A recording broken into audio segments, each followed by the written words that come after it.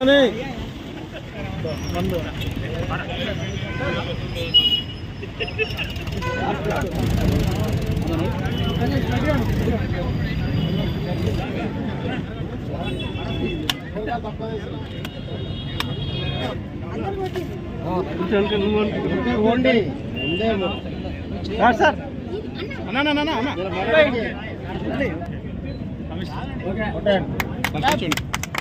భగత్ సింగ్ నాయకత్వం వర్ధిల్లాలి భగత్ సింగ్ నాయకత్వం వర్ధిల్లాలి భగత్ సింగ్ నాయకత్వం వర్ధిల్లాలి కాంగ్రెస్ పార్టీ జిందాబాద్ కాంగ్రెస్ పార్టీ జిందాబాద్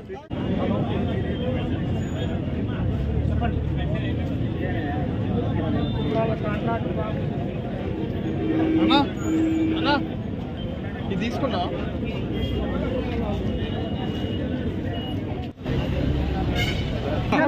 కొంచెం సార్ ఇడిచారు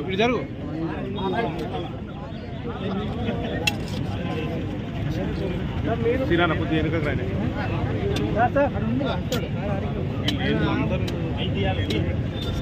రెండు సార్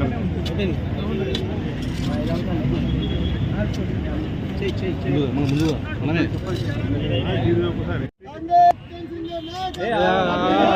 కొంచెం కొంచెం అన్న గడ్డపడలేదా లేదు తప్పకుండా పోయింటండి ఓపెన్ చేయ బాబు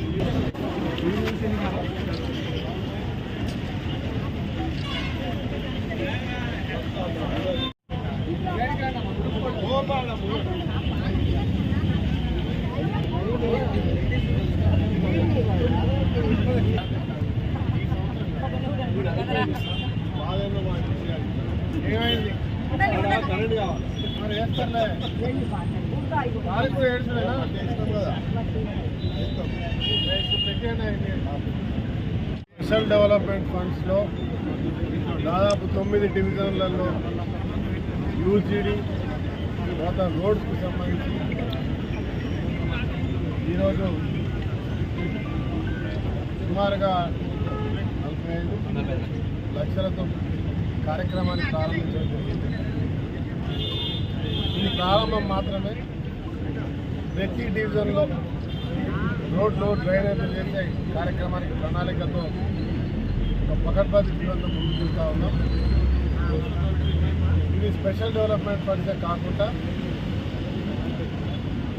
కొన్ని రోజుల్లో వారం 10 రోజుల్లో యూఎఫ్ఐడిసి నుంచి 100 కోట్ల కార్యక్రమాన్ని కూడా చేయబోతా ఉన్నాం. టెండర్ల కార్యక్రమం పూర్తయిపోయింది. కమిషనర్ గారు చెప్తా ఉన్నారు, నాతో పాటు మా మేయర్ గారు, ఎన్టీపీసీ సంబంధించినటువంటి నాయకులు, ఇతర కార్పొరేటర్లు ఒక్కరు కూడా దీంట్లో భాగస్వాములయ్యారు. ప్రభుత్వం ఏర్పడ్డ తర్వాత 100 రోజులు ప్రభుత్వం ఏర్పాటు చేయడానికి, తర్వాత 100 రోజులు పార్లమెంట్ ఎన్నికల దృష్ట్యా దాదాపు 6 నెలల పైన సమయం గడిచిపోయింది. నిధులు విడుదలైనా కూడా టెండర్ల ప్రక్రియ కార్యక్రమంలో ఎన్నికల దృష్ట్యా ఆలస్యం జరిగింది. కానీ ఇక ముందు నుంచి ఈ నెల రోజుల నుంచి ప్రక్రియలు స్టార్ట్ అయిపోయినాయి. పూర్తి స్థాయిలో మార్పు కనపడే విధంగా పనులు చేయడానికి ప్రభుత్వం సంసిద్ధంగా ఉంది. కార్పొరేషన్ సంబంధించినటువంటి కమిషనర్ గారు, వారి యొక్క టీం, దాంతోపాటు మా కార్పొరేట్ సోదరులు, మేయర్ గారి ఆధ్వర్యంలో వారికి అనుసంధానంగా కాంగ్రెస్ పార్టీ యొక్క ప్రతి ఒక్క కార్యకర్త ప్రతి డివిజన్లో ఉన్నటువంటి చిన్న పనులను కూడా గమనించి అధికారులకు తెలియజేసి ఎక్కడికక్కడ అభివృద్ధి చేసే కార్యక్రమం చేస్తూ ఉన్నాం. దయచేసి మీ ద్వారా అందరినీ కూడా కోరుతా ఉన్నాం, అభివృద్ధి అంశంలో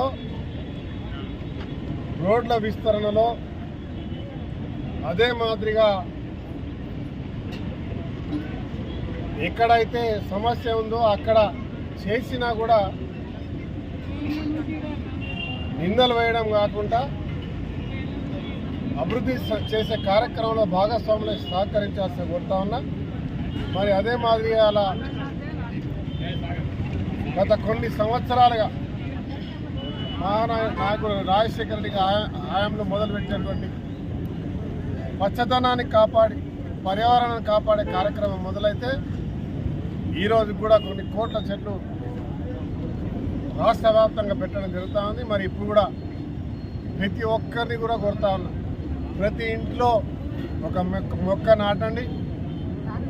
గవర్నమెంట్ వాళ్ళు, కార్పొరేషన్ వాళ్ళు ఎక్కడైతే మొక్క నాటుతారో ఆ మొక్కను కాపాడే ప్రయత్నం చేస్తూ మన ప్రాంతంలో ముఖ్యంగా రామగుండంలో పర్యవేక్షణను కాపాడుకోవాలి.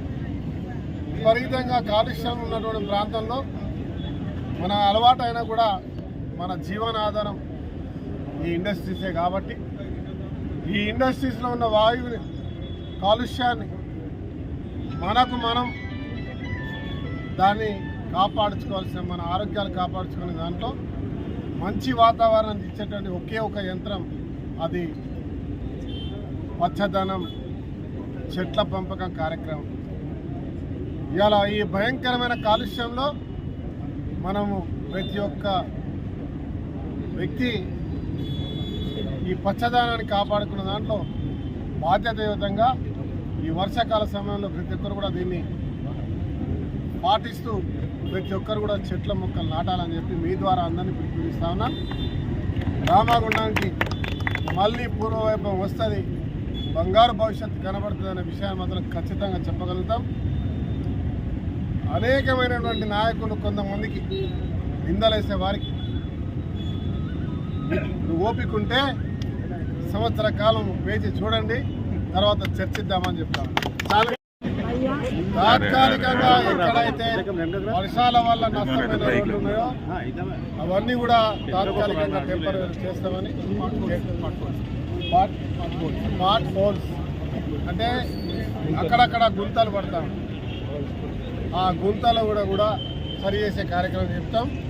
మోడల్ స్కూల్కు రోడ్ వేసామని చెప్తా ఉన్నాం. ఇందిరమ్మ కాలనీలో, పీకే రామయ్య కాలనీలో మా మల్లేష్ ఆసిఫ్ గారు చెప్తామని మట్టి వేసామని. ప్రతి ప్రాంతం కూడా ఎవరు ఊహించలేని విధంగా అద్భుతంగా చేసే దశలో ముందుకెళ్తాం.